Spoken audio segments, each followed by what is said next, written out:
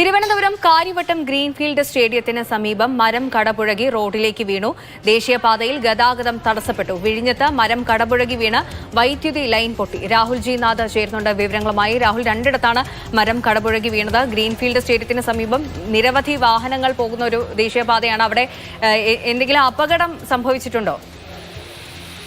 രണ്ടിടങ്ങളും അപകടങ്ങൾ സംഭവിച്ചിട്ടില്ല. എന്തായാലും വൈകുന്നേരം മുതൽ ഏതാണ്ട് ഒരു മണിക്കൂറിനടുത്ത് അതിശക്തമായ മഴ തിരുവനന്തപുരം നഗരത്തിലുണ്ടായിരുന്നു. അതുപോലെ തന്നെ ഉൾപ്രദേശങ്ങളിൽ, പ്രത്യേകിച്ച് മലയോര പ്രദേശങ്ങളിൽ അതിശക്തമായ മഴയുണ്ട്.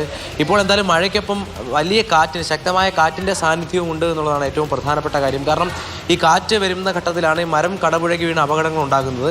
നിലവിൽ എന്തായാലും അപകടം ഭവിച്ചിട്ടില്ല. കാര്യം കാര്യവട്ടം സ്റ്റേഡിയത്തിൽ റോഡിലേക്ക് മരം വന്ന് വീഴുന്ന സമയത്ത് റോഡിൽ വാഹനങ്ങളില്ലായിരുന്നു. എങ്കിലും NS-ൽ ഗതാഗതം, അതായത് ദേശീയപാതയിൽ ഗതാഗതം തടസ്സപ്പെട്ടിട്ടുണ്ട്. ഒപ്പം വിഴിഞ്ഞത്തും ഇത് തന്നെയാണ് അവസ്ഥ. ഈ മരം കടപുഴകി വൈദ്യുതി പോസ്റ്റിലേക്ക് വീണെങ്കിലും പെട്ടെന്ന് തന്നെ അതിൻ്റെ ഈ ജാഗ്രതാ ക്രമീകരണങ്ങൾ ഉൾപ്പെടെ കാര്യങ്ങൾ ചെയ്ത് അപകടം ഒന്നും ഉണ്ടായിട്ടില്ല. എങ്കിലും ജാഗ്രത പാലിക്കണമെന്ന നിർദ്ദേശമുണ്ട്. കാരണം മഴ തുടരാനുള്ള സാധ്യതയുണ്ട്, അതിതീവ്ര മഴയ്ക്കുള്ള സാധ്യതയുണ്ട്. വൈകുന്നേരം ഏതാണ്ട് തിരുവനന്തപുരം നഗരത്തിൽ ഉൾപ്പെടെ ഒരു മണിക്കൂറിനടുത്ത് അതിശക്തമായി മഴ പെയ്തു. ശരി, തിരുവനന്തപുരം ജില്ലയിൽ രണ്ടിടത്താണ് മരം കടപുഴകി വീണിരിക്കുന്നത്. കാര്യവട്ടം ഗ്രീൻഫീൽഡ് സ്റ്റേഡിയത്തിന് സമീപവും വിഴിഞ്ഞത്തും മരം കടപുഴകി വീണ് വൈദ്യുതി ലൈൻ പൊട്ടിയ വാർത്തയുമാണ് രാഹുൽ ജി നാഥ് റിപ്പോർട്ട് ചെയ്തത്.